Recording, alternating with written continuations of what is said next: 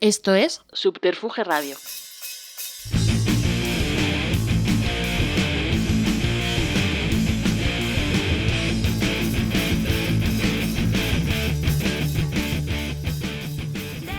Bienvenidas y bienvenidos a una nueva entrega de Simpatía por la Industria Musical, el podcast donde apenas suena música, pero es de música de todo lo que se habla, emitiendo desde el estudio Alfonso Santisteban de la calle Almirante en Subterfuge Radio. Entramos en uno de los territorios más decisivos y a menudo más malentendidos del ecosistema cultural, los derechos de autor. La invitada que nos acompaña es una de las voces más autorizadas en propiedad intelectual, gestión colectiva y políticas culturales a nivel europeo e internacional. Abogada de formación, ha trabajado en la administración pública, en entidades de gestión y en organismos internacionales, y actualmente dirige GESAC desde Bruselas. Con ella hablaremos de música, derechos, industria y del papel de Europa en la regulación cultural. Y también abordaremos el impacto de la inteligencia artificial en la creación, los equilibrios entre innovación y protección de los autores y los retos de la gestión colectiva en un entorno digital global. Una conversación para entender por qué los derechos de autor no son un freno, sino una condición básica para que la cultura exista y se sostenga. Un placer recibir hoy en el estudio Alfonso Santisteban de la calle Almirante, en Subterfuge Radio, en una nueva entrega de Simpatía por la Industria Musical, a la palabra y el testimonio de Adriana Moscoso. Bienvenida, Adriana. Muchísimas gracias, Carlos. Es un verdadero placer estar aquí. Te sigo hace mucho tiempo este podcast, toda la gente que ha pasado por aquí. Qué. Y bueno, pues estoy encantada. Bueno, estamos en un día muy frío en Madrid, pero bueno, tu día a día es todavía más frío ahí en Bruselas. O sea, es frío, pero soleado. O sea que en Bruselas no pasa tanto. Muy bien. Bueno, Adriana, bueno, tu carrera combina derecho, cultura y política pública, ¿no? ¿En qué momento decides que la propiedad intelectual iba a ser tu campo de acción, no? Bueno, pues la verdad que lo decido durante la carrera. Yo estudié Derecho un poco, pues como muchos creo de nuestra generación, ¿no? Un poco por descarte, porque bueno, pues vengo de una familia donde el derecho estaba muy presente, pero siempre me gustó muchísimo la cultura y estuve dudando si hacer historia del arte o hacer derecho, y en fin, bueno, al final me decanté por derecho, pero trabajé desde primero de carrera en una galería de arte y bueno, siempre tuve ese convencimiento de que yo me quería dedicar al sector cultural y la verdad que en Derecho no estudiábamos propiedad intelectual en aquellos tiempos, pero mi padre fue secretario general de la SGAE unos pocos años y la verdad que fue él que me dijo, oye, existe esto, porque de verdad te digo que en Derecho Civil no se veía ese tema y había un capítulo en uno de los tomos del Diez Picazo al que nunca llegabas, ¿no? Porque estaba muy al final del tomo y nunca se llegaba. Así que bueno, me empecé a interesar así, hice unas prácticas en la CISAC, en la Confederación Internacional de Sociedades de Autores y Compositores, cuando terminé la carrera, después de estar en Bruselas también haciendo unas prácticas, y la verdad que, bueno, me fascinó y entendí que era también la manera de combinar mi pasión por la cultura y por el derecho, que también, aunque no lo empecé con este convencimiento, sí que me gusta mucho y ha sido muy importante en mi vida y una carrera súper formadora. Y bueno. Y además, en distintos contextos, porque bueno, te formas, ¿no?, en Madrid, en Bruselas y en Nueva York, que estás también. ¿Cómo influyen esos contextos tan distintos, ¿no?, en tu manera de entender los derechos de autor? Porque me imagino que incluso a nivel también circunstancial o de donde estás, se entienden las cosas de manera diferente, ¿no? Sí, la verdad que también yo creo que esa curiosidad por lo que pasaba fuera, que creo que también nos ocurría, ¿no?, a los que en los años 80 y en los años 90 éramos veinteañeros y España estaba transformándose tanto, ¿no?, y teníamos tantas ganas de formar parte de esa modernización y de que España contase y se la escuchase fuera, que a mí enseguida me interesó mucho la vertiente internacional de las cosas. Y entonces, bueno, como te digo, hice estas prácticas en la Comisión Europea porque me fui de Erasmus a Bruselas y bueno, de pronto pues me atrajo mucho el ver que había esta dualidad en la protección de los derechos de autor, del sistema anglosajón, del sistema europeo, pero que bebían de una fuente única, ¿no?, más filosófica. Y bueno, eran los años 90, finales de los 90, todo estaba cambiando y entendí que había que conocer, ¿no?, el marco jurídico de ese mundo anglosajón en el que, sobre todo entonces, estábamos tan inmersos, ¿no?, culturalmente. Totalmente. Bueno, desde fuera los derechos de autor se ven como algo técnico, ¿no? Al final, ese tema de repartos y historias así. ¿Por qué son en realidad una cuestión profundamente cultural? O sea, ¿qué tiene ¿qué es eso? ¿Por qué se ven como lo que son y luego tienen ese valor? Eso, como a un dummy de los derechos de autor, ¿cómo le explicarías que tienen ese valor dentro del ecosistema cultural? Bueno, a mí me gusta siempre explicar que los derechos de autor son un derecho de la personalidad, ¿no? Un poco, sí. Es decir, que están íntimamente ligados a todos nosotros como seres humanos, que nacen en un momento, además, también del desarrollo del pensamiento en Europa, que es la fuente de todas nuestras estructuras, nuestras instituciones, nuestra manera de habernos organizado, a pesar de que ahora estemos como estamos. Pero es decir, que ese humanismo y esa necesidad de otorgar derechos individuales a la persona para que se pueda desenvolver en el mundo es lo que genera el derecho de autor. Los autores, en un momento dado, en la Francia del siglo XVIII, pues se rebelan contra los empresarios teatrales que los tienen básicamente, ¿no?, un poco como esclavos intelectuales, es decir, que tienen que escribir obras de teatro que no les pertenecen, que se transforman, que, en fin, se interpretan de cualquier manera. Y antes de eso está el mecenazgo, ¿no?, de la Iglesia y de los reyes, que por supuesto es importante, pero que choca con esa libertad intelectual, ¿no?, y con la capacidad de que tú puedas crear como tú quieras y que solamente dependas del éxito que esa creación tuya tiene ante el público, ¿no? Es decir, que en el momento en que lo presentas al público, ese es el examen, ¿no?, digamos, y ahí es donde, si tienes éxito, lo justo es que puedas vivir de ese trabajo y que puedas vivir en proporción al éxito que esa obra tiene. Esa es la base del derecho de autor, por lo tanto es un principio completamente, pues, de justicia, ¿no? Y por eso se reconoce como un derecho fundamental, es un derecho humano.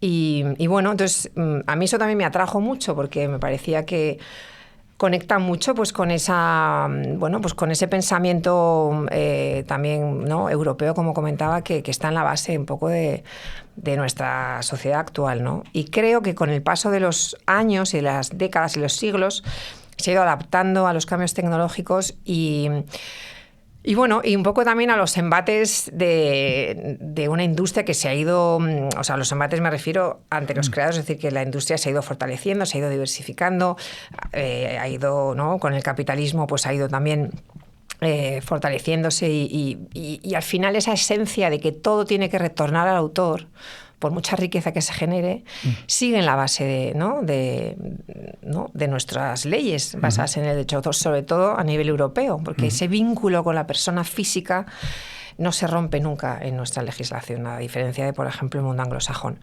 Y bueno, ya se me había olvidado tu pregunta, pero de eso todo este rollo. Totalmente. Y enlaza un poco también con la que venía ahora. ¿Y por qué es tan importante la gestión colectiva en los derechos de autor? Bueno, la gestión colectiva surge prácticamente a la vez que surge esa conciencia, ¿no?, de los autores. Surge también en esa Francia del siglo XVIII. Y surge de los propios autores, en concreto de Beaumarchais, que es uno, ¿no?, de los grandísimos escritores cuyas novelas luego se transforman en libretos, ¿no?, como Las bodas de Fígaro. Es decir, es un hombre de muchísimo éxito, es un hombre que es rico, no necesita los derechos de autor para vivir, pero que sin embargo pone todo su conocimiento, su influencia en aquella Francia, en aquella sociedad, al servicio de los autores, ¿no?, y crea la primera sociedad de autores que hace frente a los empresarios de teatro en ese momento, que eran, quienes manejaban un poco el cotarro de los teatros parisinos. Entonces, esa conciencia de lucha colectiva está en la raíz de las entidades de gestión y, de hecho, han funcionado un poco como con esa naturaleza un poco sindical, ¿no? De, oye, vamos a unirnos porque somos los trabajadores de la cultura y si no negociamos conjuntamente con quienes van a explotar nuestros derechos, con quienes van a emprender un negocio con ellos, bueno, pues nuestras condiciones van a ser muy precarias. Por lo tanto, tenemos que unirnos y negociar conjuntamente y con la misma lógica que un sindicato. Es decir, vamos a fijar mejores precios. Claro. Ante un empresario de ópera, un empresario de teatro, una radio, una televisión, una discográfica, y así podemos, ¿no?, recorrer 200 años. Bueno, y esa es la lógica que subyace en la gestión colectiva desde el principio. Por eso las sociedades de autores los dueños son los autores, ¿no? Y eso creo que también es un valor que hoy en día hay que reivindicar. ¿Y crees que los autores entienden bien el sistema que los protege o sigue siendo demasiado opaco incluso para ellos? Bueno, yo creo que hay de todo, como en todas partes. Creo que ha habido épocas en las que se ha entendido mejor o ha habido más conciencia, ¿no?, casi de clase, te diría, o sea, más conciencia de colectividad. Más ser conscientes de que esto es nuestro, costó mucho crearlo y sin esto estaríamos mucho peor, ¿no?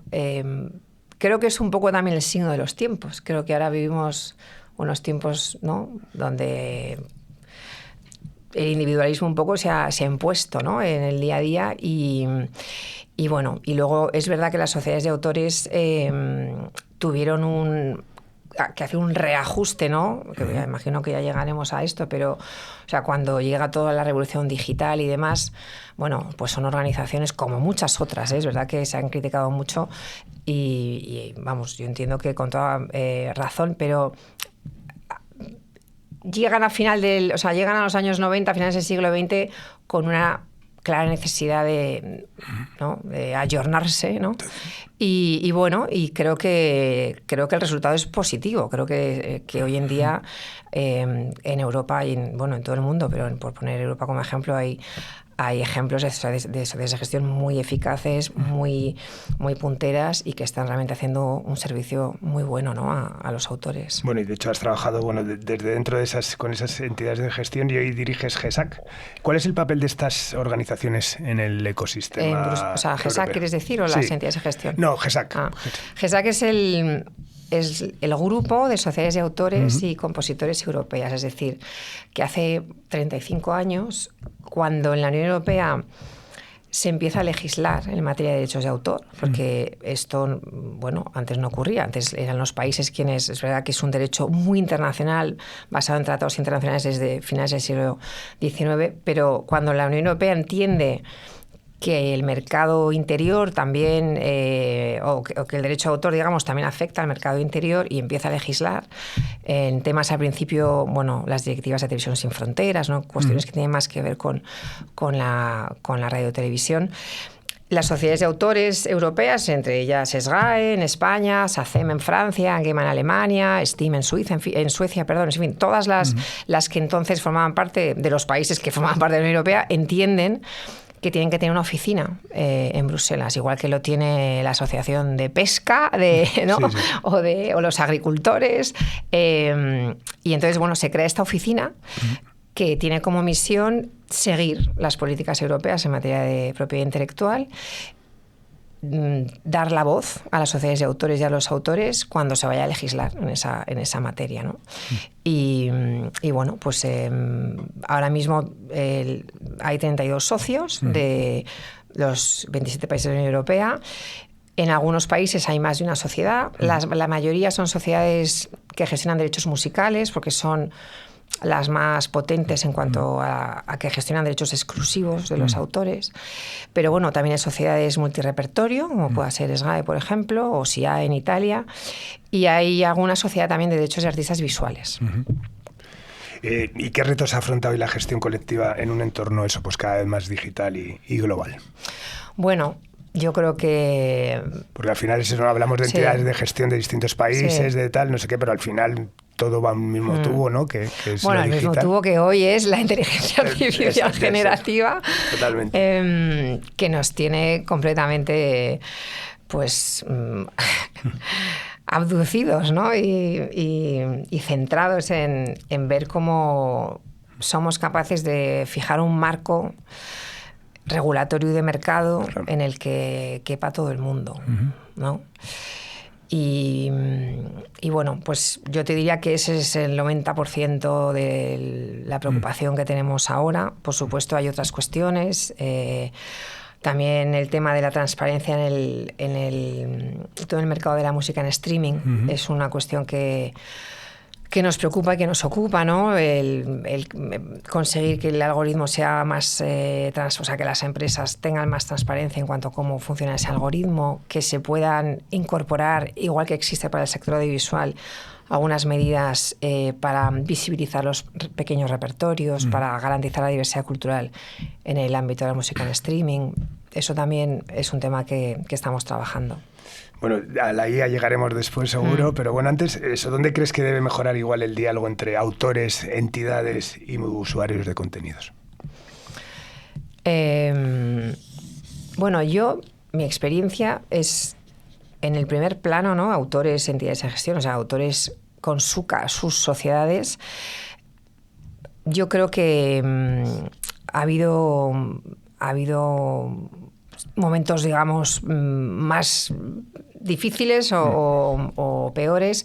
Hubo una directiva también europea en el año 2014 sobre gestión colectiva de derechos, y esa directiva ha estandarizado mucho los funcionamientos. Es una directiva que establecía criterios tanto de puertas adentro como de puertas afuera, ¿no? Es decir, que en cuanto al reporte y la gobernanza de las entidades de gestión y en cuanto a su relación con los usuarios. Entonces, a través de esa directiva, todas las sociedades tuvieron que modificar su gobernanza interna para fijar criterios más, como te digo, más homogéneos y más transparentes. Y hoy en día, pues, vamos, en fin, no, es que si no estaríamos incumpliendo, ¿no? la legislación europea. Yo creo que hay un diálogo y una capacidad de participar por parte de los autores en las entidades de gestión que es positivo y que está, como te digo, arreglado. Casi yo lo que veo más difícil, y es un poco lo que tú comentabas antes, es movilizar, es decir, que los autores sean conscientes de que tienen que participar, ¿no? En la vida asociativa, de su asociación, no de su sociedad, que es su entidad de gestión. Yo creo que ahí sí que hace falta probablemente pedagogía, probablemente un esfuerzo por parte de las entidades de explicar mejor lo que hacen, de explicar a los autores por qué es importante, no solamente que se hagan socios porque van a cobrar sus derechos, sino que participen, ¿no? Que participen en el día a día. Y luego creo que es importante también, y ahí se ha hecho un trabajo muy importante en los últimos años, y eso hay que seguir haciéndolo y nunca va a ser suficiente, hay que profesionalizar al máximo, ¿no? Yo creo que es importante también delimitar bien los espacios que tienen que ser para la gestión, ¿no? Para el trabajo de los técnicos, y los espacios que tienen que ser para los creadores y los autores, los dueños de la casa. Al final, bueno, pues como cualquier empresa, ¿no? Aunque, y hay que delegar en un equipo técnico, y si ese equipo técnico pues dejas de tener la confianza, pues se cambia. Pero creo que hay que establecer muy diferenciadamente esas áreas y que funcione bien, ¿no? esa gobernanza nuevamente. Es decir, que los autores tienen que supervisar, en mi opinión, y tienen que cuidar su casa, pero tienen que ponerlo en manos de un equipo técnico, porque es un trabajo, además, que tampoco se conoce mucho, tremendamente técnico, desde todos los puntos de vista. Pues, el primero, el jurídico, lo que es un área súper específica, pero también el tecnológico. Total. Porque la gestión de derechos hoy en día pues es muy compleja, ¿no? Y tienes que tener en cuenta, primero, esto siempre ha sido así, el hecho de que una canción puede tener 7 autores, 2 pueden ser noruegos, 3 españoles, 1 mauritano, y puede tener un sello en Francia. Es decir, que hay una multiplicidad ya, ¿no? Por el mero hecho, ¿no? de esa diversidad, ¿no? Y bueno... Sí, quizás en esa ecuación a ver, se metió autores, entidades y usuarios, Sí. pero también se debería meter a las plataformas, ¿no? Y a los distribuidores, ¿no? Bueno, y luego me preguntabas por los usuarios, que no es un poco, yo creo que Claro, el gran importante. tema. Sí, por eso iba, y además Sí. con esta pregunta, ¿no? Que eso, trabajas en Europa juega un papel clave en la regulación digital, ¿no? ¿Qué aporta, por ejemplo, el modelo europeo frente a otros enfoques más desregulados en el resto del mundo? Bueno, ahora se acusa un poco a la Unión Europea de sobreregular, ¿no? Yo creo que probablemente por deformación profesional, pero yo no comparto esa visión. Yo creo que es importante... Bueno, al final las grandes plataformas son europeas, además, sí. ¿no? De difusión de la música. Perdona, ¿cuál es tu pregunta? Que se ve un poco... ¿Qué aporta el modelo europeo frente a mercados más desregulados, partiendo de la base? Desde la perspectiva del derecho de autor aporta, pues que Europa sea la región del mundo donde más derechos de autor se recaudan y se reparten. O sea, punto número uno. O sea, es que no tienes más que coger los anuarios de CISAC, ¿no? De la Confederación Internacional de Sociedades de Autores, para ver el resultado. Es decir, Europa es el continente del derecho de autor y de la gestión colectiva.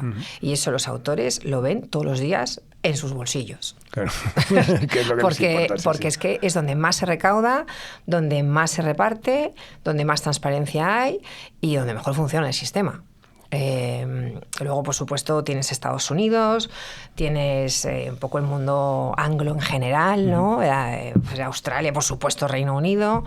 En América Latina hay buenas entidades de gestión que hacen un buen trabajo, pero bueno, es muchísimo más difícil saliendo de Europa y de Estados Unidos, Canadá, Australia, Reino Unido, encontrar también unos mercados que respondan, ¿no?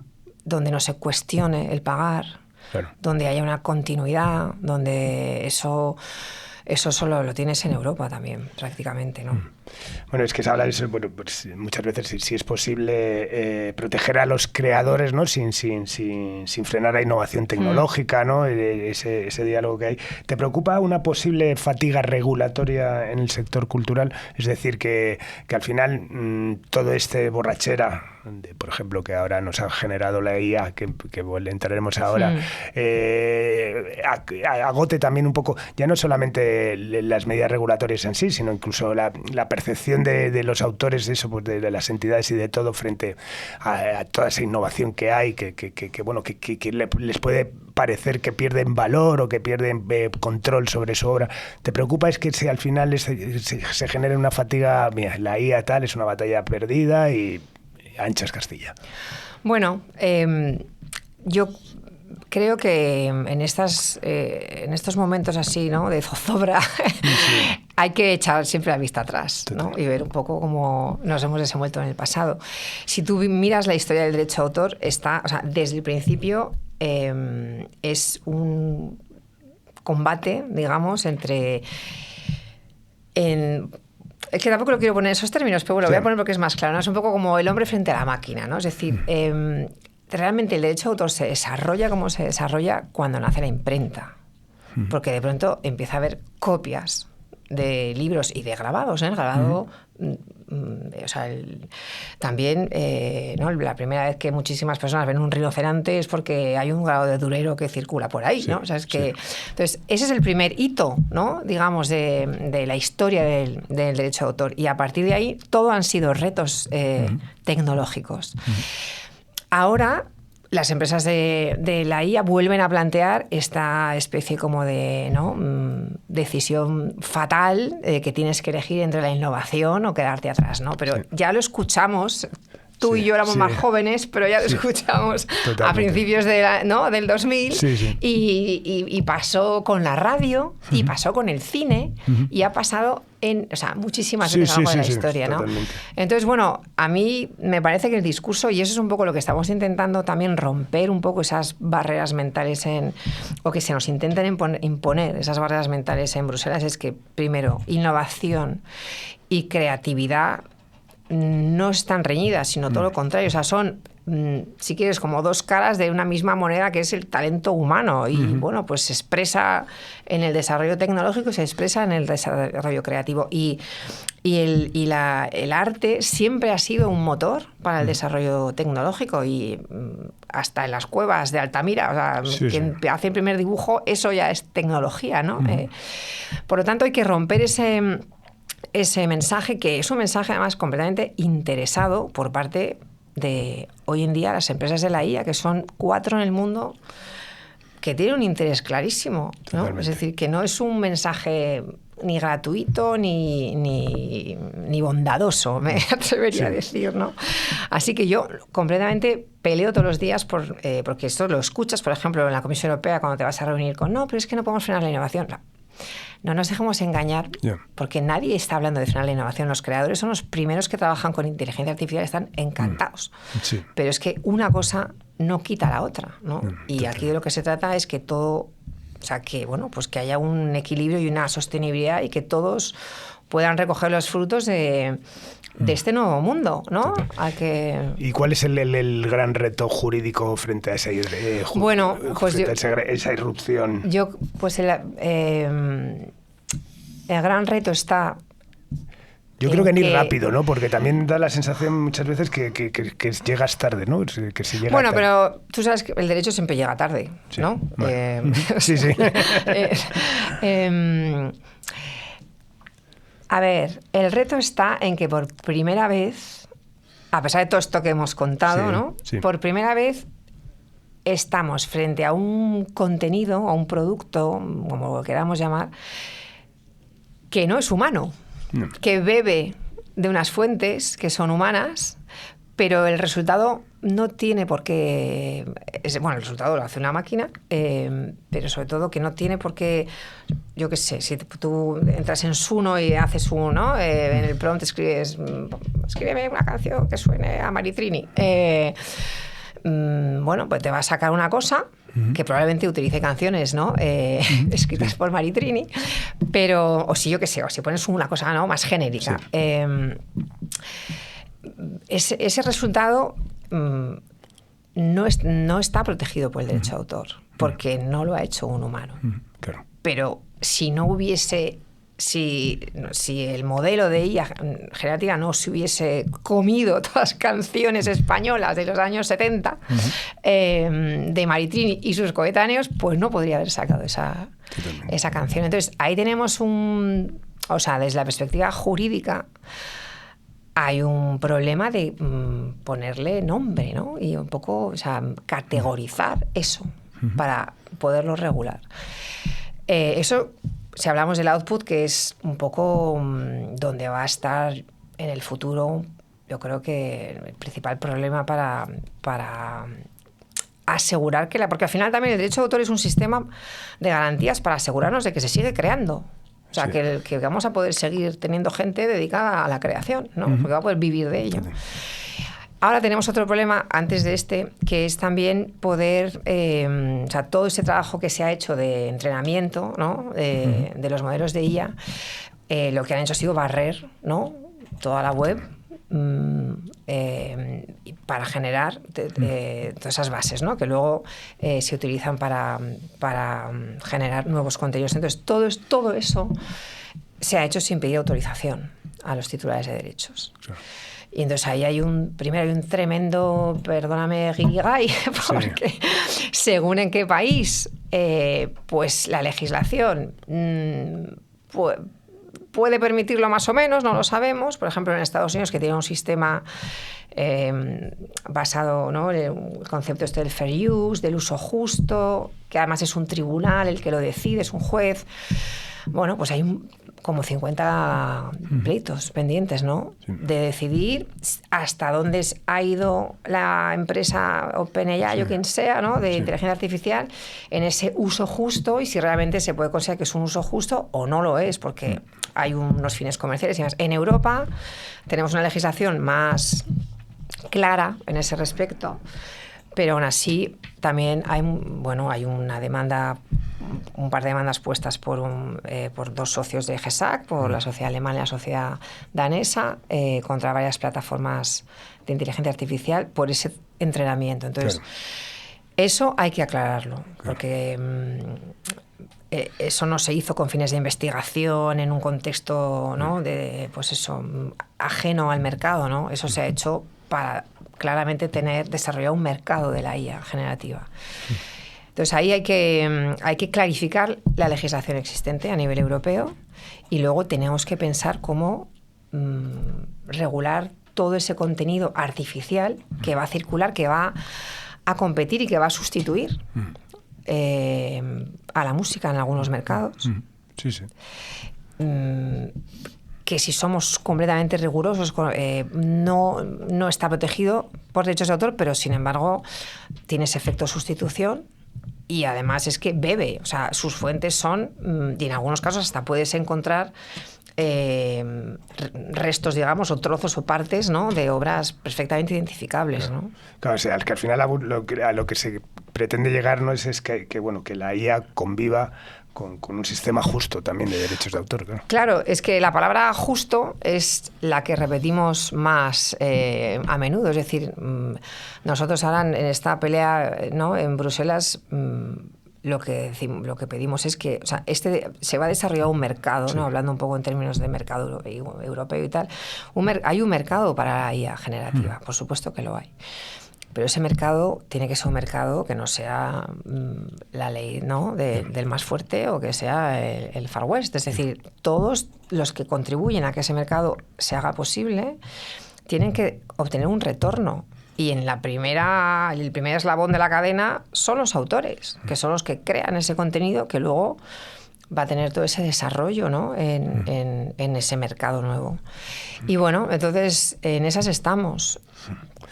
Bueno, has sido directora general de las Industrias Culturales y Propiedad Intelectual del Ministerio de Cultura, ¿no? ¿Qué aprendiste al pasar de la teoría a la gestión política real? Bueno, la verdad que fue una experiencia súper enriquecedora, porque de pronto, claro, tienes poder y puedes hacer cosas. Y bueno, yo creo que primero está la mera lección de qué hacer con ese poder que se te da, ¿no? Claro.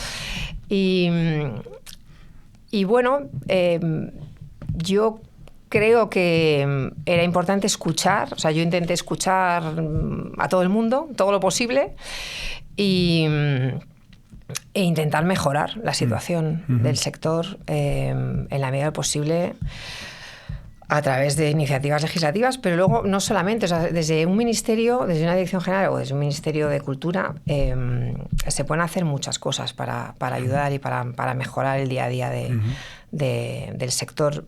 Yo creo que aquí en España tenemos un sector bastante, bueno, es un poco generalizado, ¿no? Yo creo que el sector cultural en general, pues es... De hecho, hay estudios, ¿no?, que te cuentan que un 80% de las empresas son pymes y micropymes, es decir, que está súper atomizado,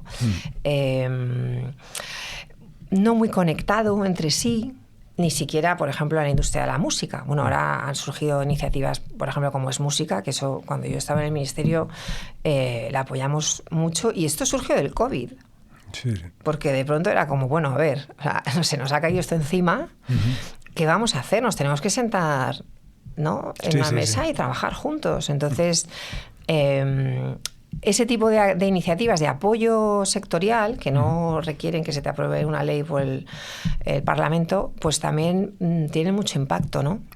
Entonces, bueno, yo en mi época también intentamos hacer mucho trabajo, eso de vertebrar, de traer al sector, o sea, de que fueran también conscientes de que era importante que de ese lado, incluso para tener una interlocución con las administraciones públicas, ¿no? Y eso, hasta que yo no llegué al ministerio, no me di cuenta. Claro, cuando tú estás del otro lado y te vienen a ver un montón de personas todos los días, porque tienes, ¿no?, reuniones constantemente, ese tráfico está muy bien que venga ordenado. Totalmente. Porque ellos tienen más peso, ¿no? Y bueno, y es más fácil también canalizar las políticas. Entonces, bueno, esas son las cosas que recuerdo que trabajamos mucho. Es verdad que la coyuntura del COVID hizo de la necesidad virtud y eso pues impulsó mucho, ¿no? Esa parte. Totalmente. Bueno, ¿y crees que la cultura ocupa el lugar que merece en la agenda política? Por supuesto que no. Bueno, ¿crees que yendo también a aspectos de la globalización ha debilitado o reforzado los derechos de autor, por ejemplo? Yo creo que los ha debilitado. Total, sí. Sí, mucho. Además, lo veo todos los días porque antes una entidad de gestión tenía, ¿no? Frente a sí, tenía que negociar pues, con una televisión pública estatal, ¿no? O unas televisiones privadas, o una radio, o unas discográficas, ¿no? Pero detrás había empresas, primero que eran nacionales o que eran europeas, personas con las que te voy a sentar en una mesa. Eso ya con la revolución, ¿no? Un poco con la transformación digital, eso ya cambió, pero bueno, hubo mucha concentración y tú eso lo sabes, ¿no? Mejor que nadie, ¿no? Una concentración enorme, ¿no? Del mercado, en concreto de la música. Pero es que ahora, con el reto de la inteligencia artificial, tienes enfrente 3, 4 empresas globales que dominan el mundo. Y que además dominan también las redes, ¿no? Sociales y que dominan también Internet. Y con las cuales sentarte es arduo y dificultoso, porque es que ni te consideran, ¿no? Sí, sí. Entonces, por eso yo creo que la gestión colectiva hoy es más importante que nunca, ¿no? Y tiene que ser una gestión colectiva también... bueno, un poco el trabajo que hacemos en GESAC en Bruselas es que en todo aquello que sea posible y necesario sea coordinada, ¿no? Es decir, que trabajemos para que la legislación sea la más favorable, para que las condiciones de trabajo de los creadores sean las mejores. Y en ese sentido me refiero, primero, que esto antes hasta hace bien poco no lo pensábamos, la libertad intelectual, la libertad de creación. Que no te censuren. Es que hay cosas que están volviendo. Totalmente. Y por supuesto, que era nuestro principal objeto de preocupación hasta hace 2 días, la remuneración justa, ¿no? Y que lo sigue siendo. Sí. O sea que no, yo creo que todo el contexto global es mucho más difícil porque a quien tienes enfrente es... antes igual era el primo de Zumosol, ahora es Godzilla. Sí, totalmente. Bueno, después ya vamos a un punto de vista, una mirada más personal, ¿no? Y de futuro. Después de tantos años defendiendo a los creadores, ¿ha cambiado tu forma de consumir cultura? Bueno, sí, yo creo que sí. Intento... bueno, pues intento hacer consumo de cercanía, ¿no? Lo más posible, ¿no? Como la fruta y la verdura. Sí, muy bien. ¿Y qué errores crees que no deberíamos repetir en la regulación cultural de las próxima década, por ejemplo? Wow, qué pregunta. Pues no sé qué decirte aquí. Hombre, yo creo que has dado muchas claves, ¿no? Pero quizás al final es eso. Hablabas de que el derecho va lento. Quizás es eso que al final... Bueno, a ver, eso es verdad que no criticamos mucho los tiempos de la Unión Europea y los tiempos de las legislaciones. Eso también tiene una explicación, y es que están sujetos a muchos ¿no? check and balances, como dicen los americanos, y a mucho contraste y a mucho control. Yo lo que veo es que nos falta un poco de coraje, de orgullo. Creo que hay que sacar más pecho y defender sin tantos complejos a la industria cultural, como una industria, como un sector en el que, por supuesto, el autor está en la base, ¿no? de ese edificio, pero que un sector que aporta muchísimo a Europa. Primero, desde una perspectiva de identidad y en el mejor sentido de la palabra, y un poco de armarte intelectualmente, ¿no?